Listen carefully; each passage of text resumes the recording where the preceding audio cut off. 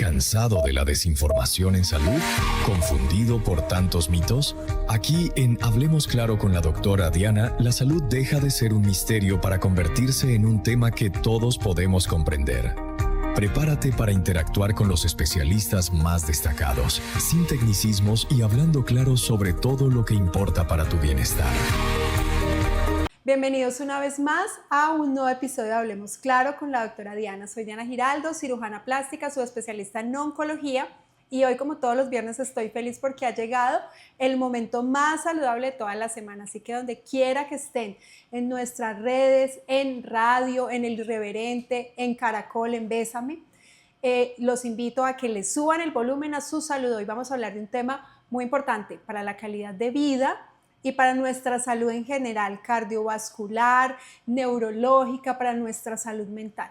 Vamos a hablar del sueño, pero vamos a hablar específicamente de un tema que es la apnea del sueño. Y es que, tratándose del sueño, muchas personas creen que simplemente debemos dormir profundamente y descansar. Pero como todos los estados fisiológicos de nuestro cuerpo, el sueño también tiene trastornos. Y para tratar este tema, ¿qué mejor que un especialista en neumología, en trastornos del sueño, muy conocido en todo el Tolima? Estamos con el doctor Harold Trujillo. Es especialista en medicina interna, especialista en cuidado crítico, es neumólogo intervencionista, es especialista además en salud pública y en trastornos del sueño. Entonces, ¿qué mejor que el doctor Harold Trujillo para hablarnos de este tema tan de moda y tan relevante para nuestra salud? Doctor Harold, muchísimas gracias por aceptarnos esta invitación a hablar de este tema tan importante para la salud pública. Muchas gracias por la invitación, doctora Giraldo, y para mí es un placer poder hablar abiertamente de este tema muy interesante para la salud y el bienestar de todos los tolimenses. Bueno, doctor Harold, y es un tema muy de moda y es una palabra que estamos oyendo muchísimo últimamente, pero vamos a hablar un poquito más y a tratar de entender qué es exactamente la apnea del sueño. La apnea del sueño es una enfermedad, es un trastorno en la cual la respiración se detiene o disminuye durante el sueño, asociada principalmente a ronquidos. Y esto crea unas consecuencias importantes en la salud de los pacientes que la sufren. Desafortunadamente, la clasificación y el diagnóstico está un poquito por debajo de las intenciones de nosotros como salud, y solamente entre el 10 y el 30% se diagnostica rápidamente. Bueno, doctor, pero ¿la apnea del sueño tiene algún tipo de clasificación o sencillamente se define como apnea? No, hay una clasificación que puede ser por el número de episodios que se presenta con el examen que vamos a hablar más adelante, pero la clasificación en general son tres tipos. Una que es la apnea obstructiva del sueño, que es la más frecuente. La otra es la apnea central y hay una combinación de la obstructiva y la central que se llama apnea mixta. Bueno, ahorita vamos a hablar un poquito de entender de qué se trata cada una, pero ¿por qué es importante saber cuándo se tiene apnea y por qué ese trastorno puede afectar la calidad de vida de las personas o la salud de las personas?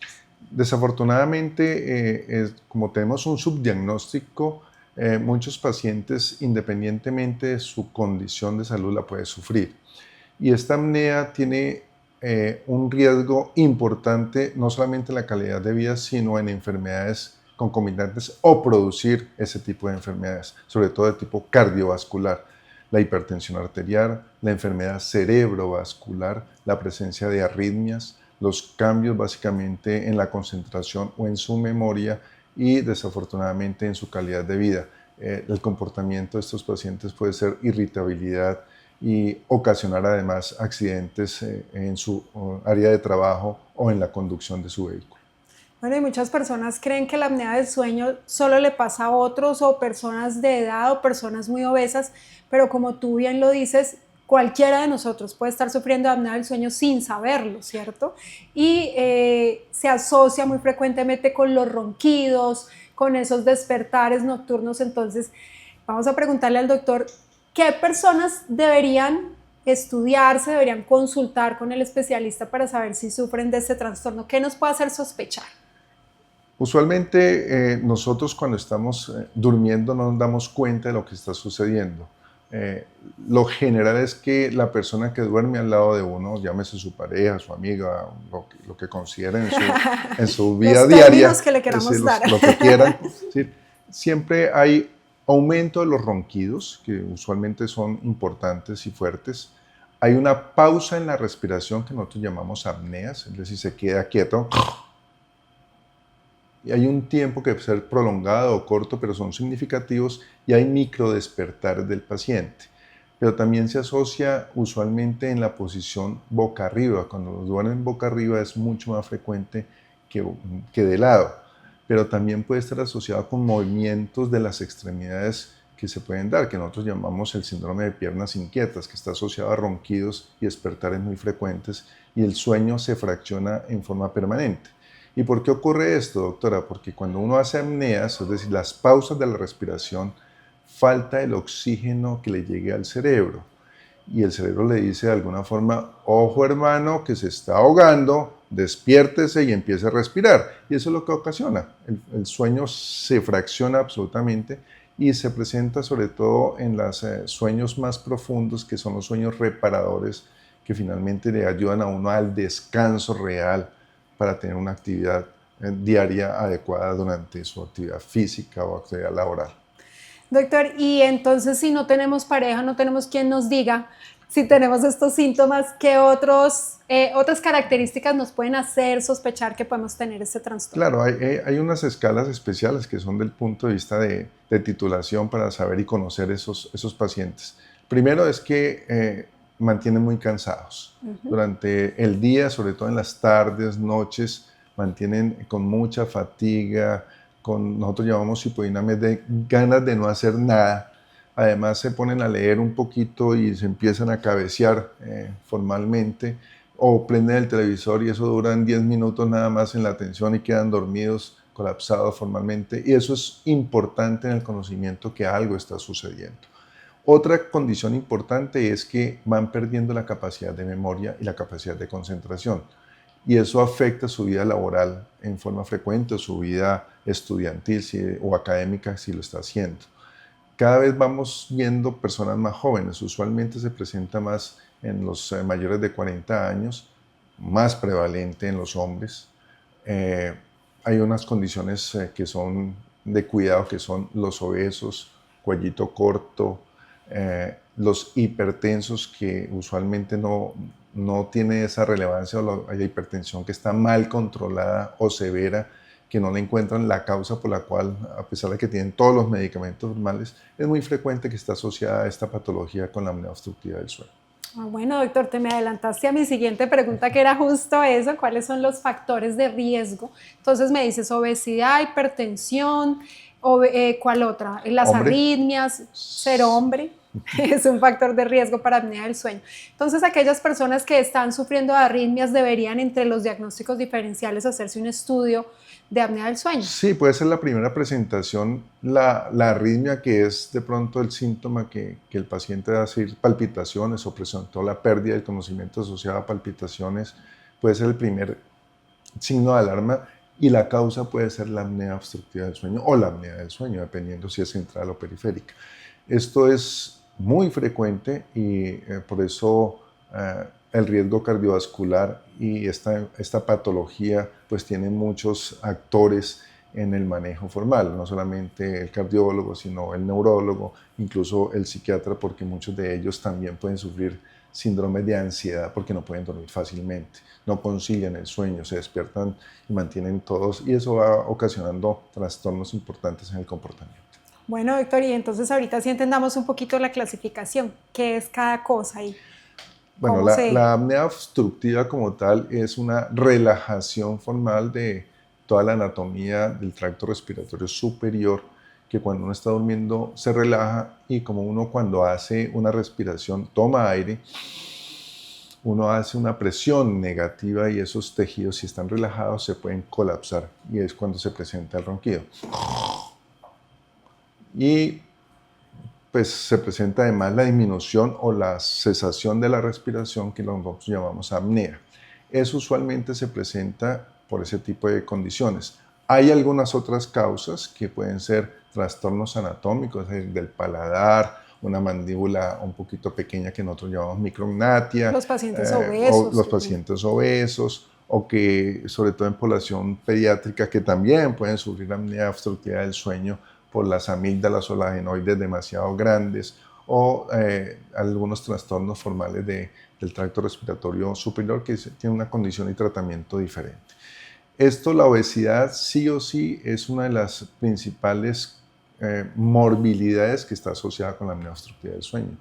Y la gran mayoría de los pacientes que disminuyen su peso corporal con las condiciones que quiera, o ejercicio, dieta, medicamentos o cirugía, pues tiene una alta probabilidad de que la apnea obstructiva del sueño o disminuya en su intensidad. Bueno, y por eso es que dicen que a veces las personas que roncan bajan de peso y dejan de roncar, ¿no? Esta puede ser uno de los tratamientos efectivos para estos pacientes en algunos casos. Es una muy alta probabilidad y en la gran mayoría de los casos, si ese índice de masa corporal que llamábamos, es decir, que su talla y su peso sean acordes a unas medidas especiales, pues usted lo sabe muy bien en cirujana plástica, sabe que los cuerpos tienen que ser adecuados con su talla y su peso corporal.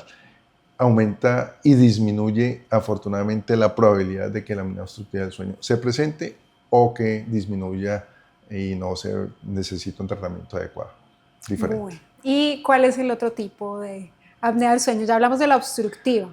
La central es mucho más compleja porque el cerebro, cuando uno está durmiendo y se para, no le manda la señal a los músculos respiratorios del punto de vista formal. Dice, siga respirando, hermano, porque se está ahogando.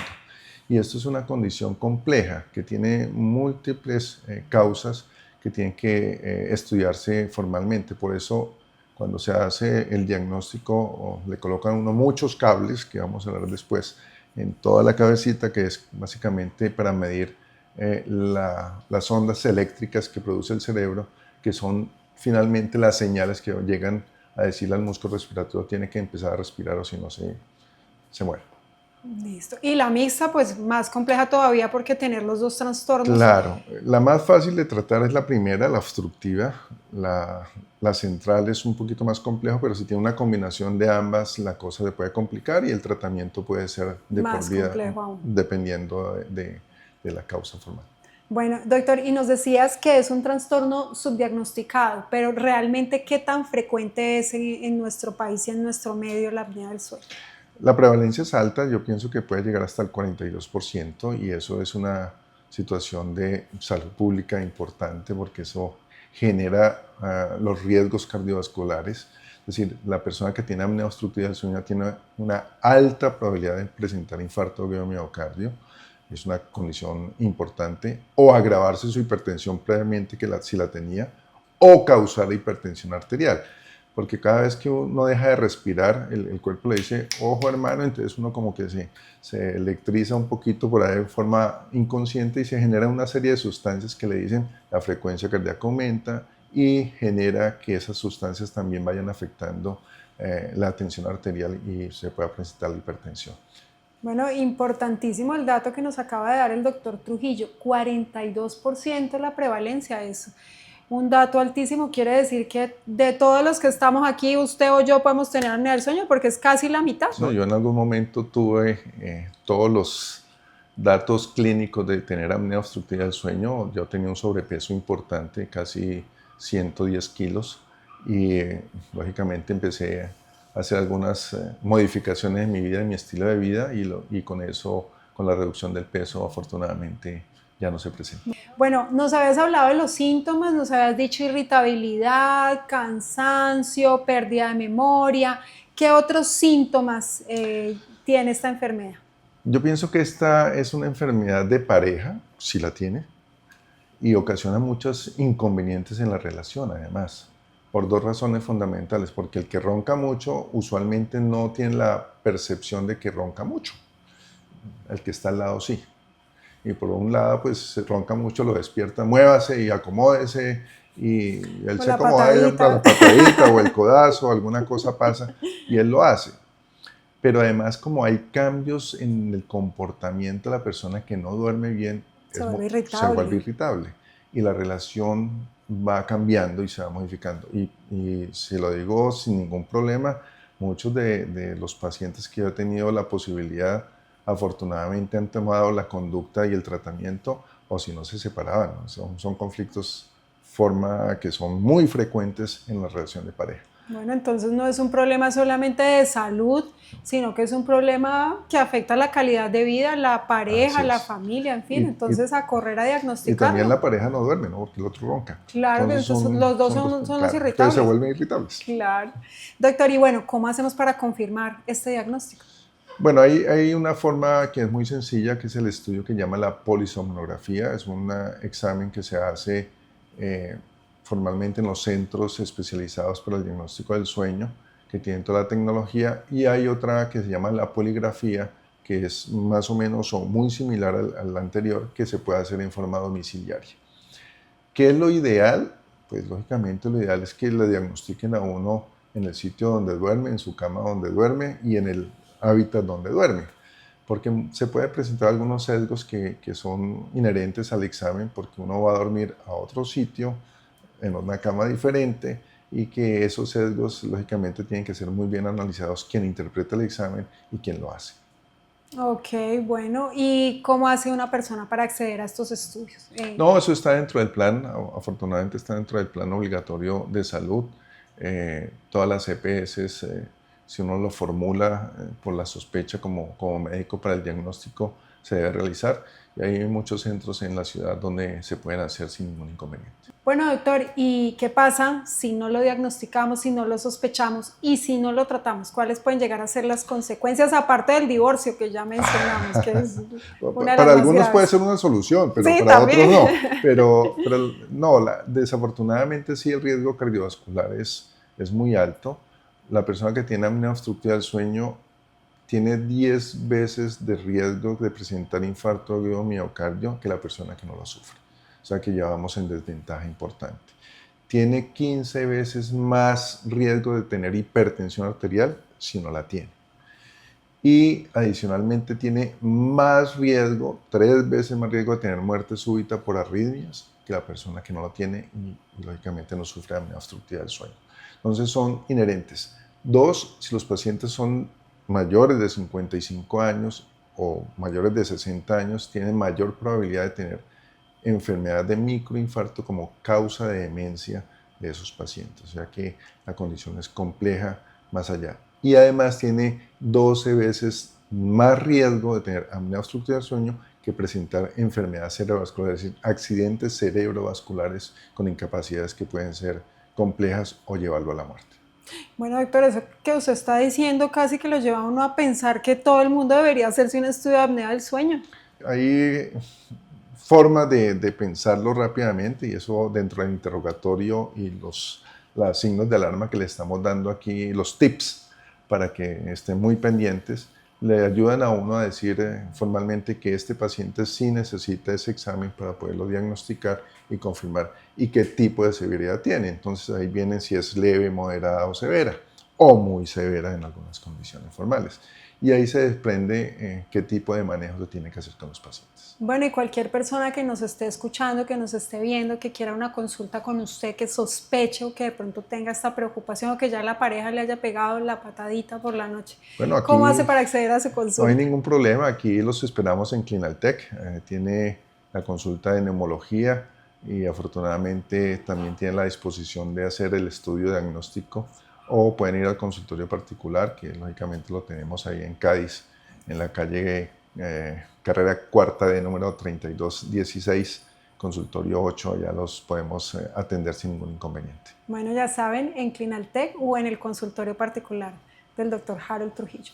Bueno, doctor, hablemos del tratamiento. ¿Cómo se trata esta enfermedad? Yo he escuchado hablar del CPAP, de la cirugía, es bastante complejo y bastante diverso las opciones de tratamiento. La gran mayoría de los pacientes se manejan con CPAP. El CPAP es una presión positiva continua de la vía aérea, es lo que significa esa sigla. Es un dispositivo que le envía aire con una presión X para que esa vía respiratoria que está colapsada durante su respiración se abra. Y hay dispositivos muy modernos que que adecuan una presión, por eso se tiene que hacer el diagnóstico con la polisomnografía que nosotros llamamos basal, es decir, la que hace el diagnóstico, pero se tiene que hacer una polisomnografía con titulación para qué tipo de presión y cuál es el nivel de la presión que necesita ese paciente. Ya más específica para el tratamiento. Mucho más específica para el tratamiento. ¿Y si el paciente no tolera el CPAP?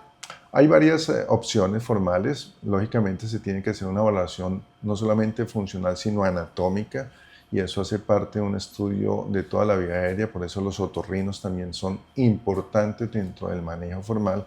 Muchos pueden tener desviación del tabique, pueden tener hipertrofia de los cornetes muy grandes porque son alérgicos, tienen rinitis alérgica y demás cosas, o tienen un trastorno del paladar blando, y de alguna forma la cirugía correctiva de estos trastornos anatómico-funcionales pueden mejorar mucho la condición de la apnea o incluso no necesitar el dispositivo CPAP. Algunas otras condiciones, lógicamente, es bajar de peso, pero si por alguna razón no se puede bajar de peso, así sea con medicamentos, con ejercicio, no puede hacer la dieta, de una obesidad importante, pues está la otra opción que se llama la cirugía bariátrica en sus diferentes formas que eso le ayudan a la condición y la calidad de vida de los pacientes. Bueno, y hablando de cirugía, ¿hay alguna cirugía para corregir la apnea del sueño? Sí, hay algunas cirugías formales, hay una combinación de todas. Incluso puede elongarse un poquito la mandíbula, puede hacerse una modificación del paladar blando y quitar la úvula, pero son casos muy específicos y tienen que ser estudiados desde el punto de vista con múltiples especialidades para tomar esa decisión formal. Son pasos que ya cuando el CPAP realmente no mejora su condición de calidad de vida y los índices de apnea y hipopnea que nosotros llevamos no le están dando resultado, pues hay que tomar esa posibilidad de una cirugía correctiva en algunos pacientes. Bueno, y nos hablabas un poquito de que hay casos especiales y que incluso los niños pueden llegar a presentar apnea. ¿Cómo es esto y cómo podemos sospechar? Bueno, me estoy metiendo un poquito al campo de la pediatría, pero sí, los niños también roncan y todos lo hemos visto, y la gran mayoría de ellos es porque tiene hipertrofia de sus amígdalas, es decir, crecimiento importante de sus amígdalas, y una de ellas, pues lógicamente, se llama la hiperplasia adenoidea, que es muy frecuente, y únicamente con la cirugía correctiva, si es la condición formal, mejoran muchísimo. ¿Y el embarazo es de pronto alguna causa sí, de exacerbación? Es un capítulo especial. El embarazo puede ser algo de predisposición formal. Muchas de las mujeres en embarazo aumentan su índice de masa corporal, es decir, aumentan mucho de peso en forma desproporcionada. Eso puede ocasionar causas de apnea obstructiva del sueño temporales que la gran mayoría se mejoran después del embarazo, o llaman parto normal o una cesárea con disminución de peso. Y tiene varias connotaciones además. Primero, porque su calidad de vida tampoco duermen. Se sabe que la barriguita presiona aquí el abdomen, muchas de ellas pueden dormir sentadas en el último trimestre, pueden estar asociadas también a hipertensión, y si roncan, pues el riesgo es más llamativo. Es poco el porcentaje que necesiten CPAP, pero la gran mayoría de las pacientes embarazadas con su parto o su cesárea mejoran muchísimo. Llega la consulta con el experto, un espacio para resolver dudas sobre tu salud con los especialistas. Bueno, y ahorita hemos llegado a la sección de ustedes, los que nos están oyendo y escuchando hasta ahora. Por favor, escriban sus preguntas a nuestras redes sociales. Diana Giraldo MD en Facebook, en Instagram, en TikTok. Hagan todas sus preguntas, ya tenemos algunas aquí. De Ana MG, que nos pregunta, doctor, ¿el ronquido siempre significa apnea? No siempre, pero sí es un signo importante de alarma para que tengamos en cuenta que uno puede tener apnea del sueño. Lo importante es la frecuencia y, lógicamente, si viene asociada con la cese de la respiración, con el ronquido, es un signo importante que toca tener en cuenta para que pensemos en este tipo de enfermedades. O sea que las personas con ronquido deberían estudiarse. No todas, pero por eso hay unas escalas importantes que le dan a uno. Deberían por lo menos consultar. Claro, hay que consultar, y eso le dan a uno los signos de alarma para decirle si tiene alta probabilidad de sufrir la enfermedad. Por eso hay que hacer el examen diagnóstico. Bueno, tenemos acá otra pregunta de María L. Nos pregunta por Facebook si el alcohol empeora la apnea. Desafortunadamente sí. el alcohol tiene una de las incidencias importantes, la presencia de apnea de obstructiva del sueño, o la empeora. Y lo mismo que algunos medicamentos sedantes que se utilizan básicamente para conciliar el sueño o bajar la ansiedad. Por eso también no solamente otorrinos, neurólogos, sino los psiquiatras y los neumólogos estamos involucrados en el manejo multidisciplinario de estos pacientes. Bueno, acá tenemos otra pregunta, Juan P90 en Instagram dice, si tengo hipertensión, ¿debo evaluarme aunque no ronque? Sí hay unas apneas del sueño asociadas sin ronquido, es un porcentaje bajo, pero se puede presentar esa posibilidad, sobre todo esas hipertensiones refractarias que no son fácilmente controladas. Es una posibilidad importante que tengas apnea obstructiva del sueño y debería diagnosticarse rápidamente. Bueno, acá nos pregunta Diego G. ¿El uso del CPAP es para toda la vida? Si uno corrige las causas probables que ayudan a que esta enfermedad sea permanente, vuelvo e insisto, disminución de peso, quitar el cigarrillo, que también es una de las causas importantes que puede estar asociada con la apnea, el licor, los medicamentos sedantes y algunas condiciones asociadas que llaman la higiene del sueño. Uno desafortunadamente tiene algunas condiciones que cuando llega a la casa de pronto prenda el televisor inmediatamente. Uno tiene que tener algunas condiciones de disciplina para la cultura de dormir. Y eso es una de las recomendaciones que uno le da a los pacientes, la higiene del sueño. Si va a dormir, es a dormir. Apague el dispositivo que tenga, el celular, que es muy frecuente ahora con todas las condiciones que tenemos, y dedicarse básicamente a acostarse y a dormir. Uno debe dormir en promedio entre 6 a 8 horas diarias, es lo ideal en el promedio general de la población. De pronto muchos de nosotros no lo cumplimos por algunas actividades que tenemos, pero eso es importante hacerlo. 2, la relajación. Hay métodos formales que te ayudan a conciliar fácilmente el sueño. Yoga, pilates, lo que considere formalmente ayudan mucho. Y lo otro es la actividad física, que para mí es una de las más importantes, que le ayudan a despejar un poquito la mente, a estar un poquito más relajado. Bueno, y hablando de actividad física y sueño, doctor, ¿usted recomienda ejercicio a primera hora o por la noche? Porque hay muchas personas que dicen que el ejercicio hiperestimula y que no son capaces de dormir. Yo le doy la condición es acomódese a su condición de horario. Si me preguntan a mí, yo a las 4:30 de la mañana estoy levantado haciendo ejercicio. Me acuesto muy temprano, siempre trato de acostarme antes de las 9 de la noche, estar conciliando mi sueño. En la mayoría de los días lo hago, otros por algunas razones no lo hago. Trato de no tomar café. Algunas personas toman café en las tardes, noche, y eso son muy sensibles a la cafeína y lógicamente les impide la conciliación rápida del sueño. No bebo licor en forma frecuente, cuando me invitan, sí, es un bebedor social, pero trate de no consumir licor porque eso sí perpetúa básicamente la presencia de síntomas de apnea obstructiva del sueño. Entonces, el ejercicio sí, algunas personas lo sobreestimula, pero la gran mayoría tiene un acorde a sus necesidades y su horario. Bueno, doctora, ahí sí estoy de acuerdo con usted, lo comparto, ejercicio a primera hora, porque estoy de acuerdo que si uno hace ejercicio por la noche se hiperestimula. Hay personas que les funciona, como bien dices tú, ajustarse Muy pocas, a los horarios de uno, ¿cierto? A continuación exploraremos la vida y las pasiones de quienes cuidan de nosotros en Más allá de la bata blanca. Bueno, y hemos llegado a la sección donde vamos a conocer un poquito más al doctor Harold Trujillo. Todo el mundo sabe quién es en el Tolima, pero conozcamos un poquito más de la vida del doctor, de su familia, de sus hobbies, sus gustos, qué disfruta. ¿Cómo es la vida del doctor Harold Trujillo? Lo que nos quieras contar, y los secreticos también los aceptamos.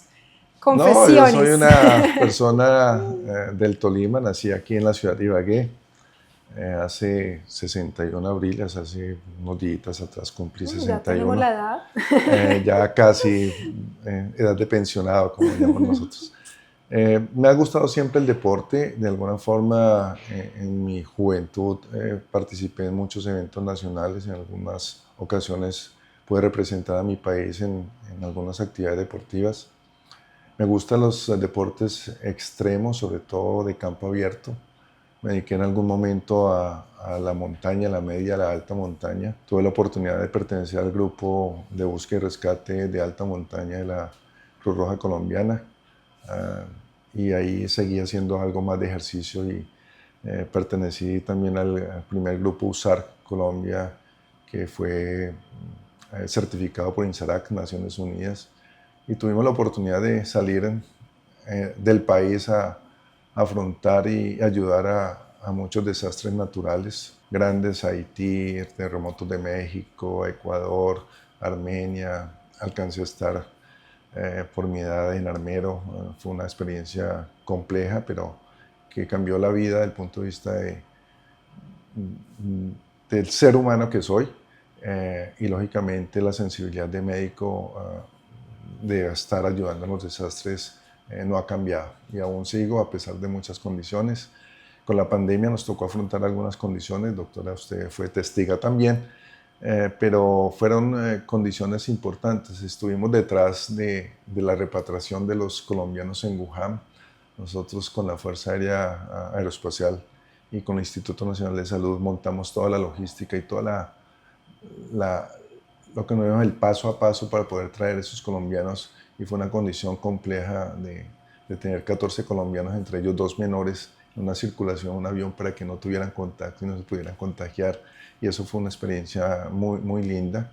Y después con los compañeros que en algún momento trabajamos en ébola en África como voluntario, pues nos dio unas pautas de conocimiento de que esas enfermedades infectocontagiosas y toda la parafernalia, llamo yo, mal llamada, de los trajes y los cuidados del contacto con los pacientes y con los colegas, nos dio de pronto algunas herramientas para afrontar lo que afrontamos desde el 2019 ya los compañeros en Wuhan, porque fue otra historia que pocos conocen. Muchos que trabajamos en ébola, de alguna forma tuve contacto con ellos que estaban en China, en su periodo, y conocí mucha información de primera mano de qué estaba pasando. Por eso tuvimos la oportunidad de prepararnos un poquito más, y para nosotros fue una satisfacción de que en colaboración con estas instituciones grandes como la que usted lidera aquí, que Clinaltec y demás instituciones de salud en la ciudad y en el departamento, tuvimos la tasa más baja de mortalidad por COVID en todo Colombia, y lógicamente una de las tasas más bajas de Latinoamérica, por todas las cosas que nos dieron. Bueno, doctor, y entre todas esas experiencias de vida tan maravillosas que nos cuentas y que pues realmente no conocía, esas oportunidades tan lindas que has tenido, ¿cuál podría ser esa experiencia que marcó tu vida y que recuerdas y que quisieras de pronto contarle a los tolimenses? Seguirá siendo armero, en 1985, que me marcó absolutamente toda mi percepción de lo que es la medicina y para qué estoy aquí y por qué fui médico. Y eso para mí fue la lección que más llevo por dentro, y que afortunadamente he podido replicar en el conocimiento y en la capacitación de muchas personas y colegas en el manejo y la atención de desastres, no solamente en el país, sino en el exterior, doctora. ¿Y por qué, doctor? ¿Qué viviste especialmente? ¿Qué marcó tu vida esa experiencia? Wow. Primero que, pues, rápidamente la historia. Yo estaba en Cali, yo era estudiante de 5º semestre de medicina en ese momento. Era voluntario de la Cruz Roja Colombiana. Sabíamos de alguna forma qué podía suceder con lo de armero. Recibimos la llamada, yo estaba viendo el noticiero TVO, y en esa época formalmente a las 9:15 de la noche, y dije, estaba con mi hermana en Cali, y dije, uy, carajo, armero. Mi hermana no me creyó. Bueno, a las 4:30 yo me paraba, a las 5 estaba colocando al doctor Yamid Amat en directo. Cuando escuché la noticia, me devolví para mi apartamento, me vine para acá, llamé a la casa a mi mamá a preguntarle por mi papá, Mi papá usualmente mantenía en Armero porque mi abuela era de Ambalema, él se iba para esas zonas. Me dijo, no, tu papá está en Armero. Empezó la alerta, dije, no, pues si estaba en Armero, probablemente no hay nada que hacer. Me vino un helicóptero y ese helicóptero nos dejó en la zona. Cuando desafortunadamente estaba en el sobrevuelo, vi la magnitud de ese desastre y dije, los que si hay sobrevida son muy pocos. Y si mi papá estaba acá, no está. Bueno, pasaron todos esos días, pasaron casi 15 días en ires y venires, en ayudar a sacar gente, a atender. Después montamos el PMU formalmente allá en su momento. Pero cada paciente que yo veía quería ver la cara de mi papá. O cada fallecido quería mirar si era mi papá. Eso fue una condición compleja. Tener que conciliar claro, tu conciliar papel con de todo. médico con tu Claro, rol de hijo, claro, qué duro. es complejo. Y bueno, finalmente supe que él estaba vivo 12 días después. Doctor, gracias que me da esa noticia porque estaba aquí con el corazón en la mano. Él usualmente se ponía a tomar algunas cervecitas allá, por eso el alcohol es importante para la apnea obstructiva del sueño. Y decidió irse para donde su mamá, Esta vez el alcohol lo salvó, y lo sacó pero para otro no lado. escuchen esa lección, por favor. Lo favor. sacó para otro lado y bueno, aquí estamos y fue una de las condiciones que más me tocó en la vida. Tips de belleza y equilibrio con la doctora Diana. Un espacio en donde exploramos la perfecta sincronía entre lo estético y lo saludable. Bueno, doctor, usted nos confesó ya su edad, pero realmente no la aparenta. Y supongo yo que es por su estilo de vida, por el ejercicio. Pero cuéntenos un poquito más cómo se alimenta y profundice un poquito más en esa apnea y en cómo usted cambió el estilo de vida para mejorar ese tema, para que los oyentes aprendan del especialista en apnea del sueño y cómo poderla prevenir o tratar. Bueno, yo se lo debo a una persona muy importante en mi vida, que es María Camila, mi esposa. Vivimos un tema de salud complejo. Yo también fui paciente oncológico, por lo tanto tuve algunas condiciones de salud bastante severas y graves. Pero eso nos cambió mucho el estilo de vida y eso fue un síntoma de alarma. Entonces, la nutrición de nosotros es muy buena, a base de proteína, llámese vegetal o animal, que es clave, carbohidratos prácticamente cero.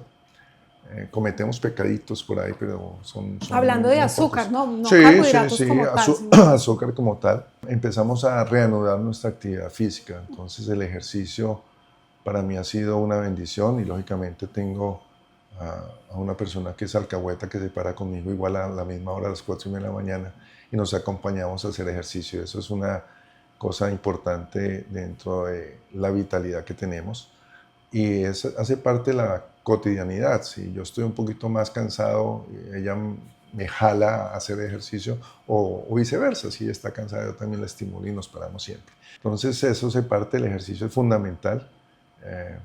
Me cambió mucho mi calidad de vida que tengo actualmente. Doctor, pero muy importante eso del ejercicio en pareja, porque no solo nos empujamos y nos estimulamos, sino que también une, ¿no?, a la pareja. Sí, claro, y además tenemos...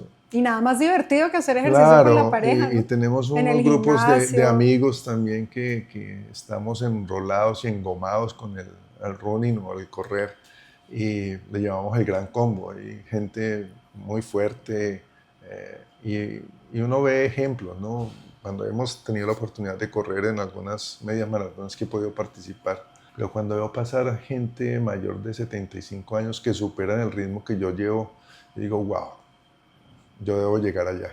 O sea, la edad no es un límite para hacer la actividad física. La limitación está aquí en la cabeza. Claro, cualquier actividad física es importante. Y además que la actividad física prolonga la vida. Afortunadamente, y tiene menos riesgo de tener apnea obstructiva del sueño y tiene menos probabilidad de que uno tenga demencia o Alzheimer. Y eso es una cosa bastante importante cuando uno pasa los abriles rápidamente. Bueno, desafortunadamente se nos acabó el tiempo, llegamos al final de este episodio. Hoy aprendimos que dormir no se trata solo de descansar y que la apnea del sueño es un enemigo silencioso pero bastante peligroso. Doctor, muchísimas gracias por haber aceptado la invitación. Un último mensaje para los oyentes antes de irnos. No olviden que dormir, como dicen la doctora, no es solamente sinónimo de descansar. Dormir bien prolonga la vida, no solamente la cantidad de vida, sino la calidad de vida. Así que queremos gente muy fuerte en el Tolima y muy sanos. Bienvenidos a este programa y la felicito por tener esta oportunidad de compartir, y los antecesores, que también soy oyente y básicamente bueno, muy... doctor, qué honor que tú veas nuestro programa. Siempre y qué lo honor veo, también, de verdad, siempre tenerte lo aquí. Siempre lo veo, y la felicito, doctora, y ojalá esto sea por muchos años más. Bueno, y ojalá los oyentes también compartan este mensaje a todas aquellas personas que crean que puede llegar a tener este trastorno. Recuerden que prevenir o diagnosticar la apnea es cuidar la vida. Muchísimas gracias por habernos visto. Los invitamos a que sigan nuestras redes sociales, a que vean el programa en nuestro canal de YouTube, Spotify, que lo vean a través del Irreverente, de Caracol y de Bésame. Nos vemos en el próximo programa. Hasta la próxima. Chao. ¿Cansado de la desinformación en salud? ¿Confundido por tantos mitos? Aquí en Hablemos Claro con la doctora Diana, la salud deja de ser un misterio para convertirse en un tema que todos podemos comprender. Prepárate para interactuar con los especialistas más destacados, sin tecnicismos y hablando claro sobre todo lo que importa para tu bienestar.